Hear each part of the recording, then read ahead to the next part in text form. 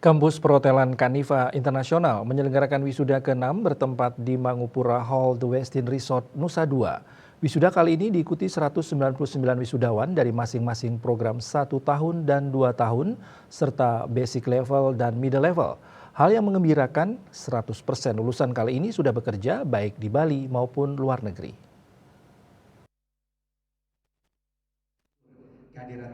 Wisuda ke-6 Kanifa Internasional mengusung tema Sada Jiwa Kamandalu yang bermakna sebuah tempat wadah yang suci yang memberikan kehidupan selamanya.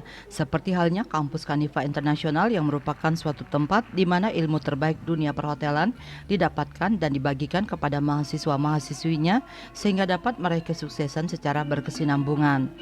Kanifa Internasional yang berdiri sejak tahun 2016 memiliki tujuan pendirian lembaga pendidikan dan pelatihan ini bermula dari cita-cita luhur untuk membentuk generasi muda Indonesia menjadi generasi yang tangguh dan kreatif dalam bidang hospitality management.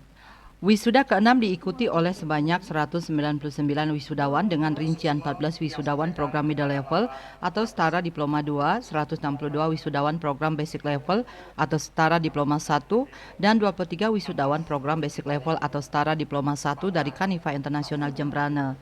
Kanifa Internasional terus melakukan terobosan baru dalam meningkatkan kualitas pendidikan sehingga menghasilkan lulusan yang siap kerja bahkan sebelum diwisuda.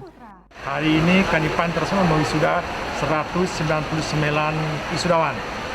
Yang lebih membanggakan lagi dari semua itu adalah 100% bekerja sebelum wisuda. Ini usaha keras dari seluruh edutainer, para instruktur yang kita sebut edutainer, staf kampus, dan pada rekan dari agen kapal pesiar, agen darat, dan juga para teman-teman di HR di seluruh Bali membantu kita menempatkan siswa kita, menerima siswa kita untuk bekerja. Hal yang menarik lagi hari ini adalah wisuda kali ini yang ke-6 dengan tema Sada Jiwa Kamandalu yang bermakna terus bekerja berlarian untuk mencapai pribadi sukses sejati. Wisuda kali ini memang luar biasa sekali, 100%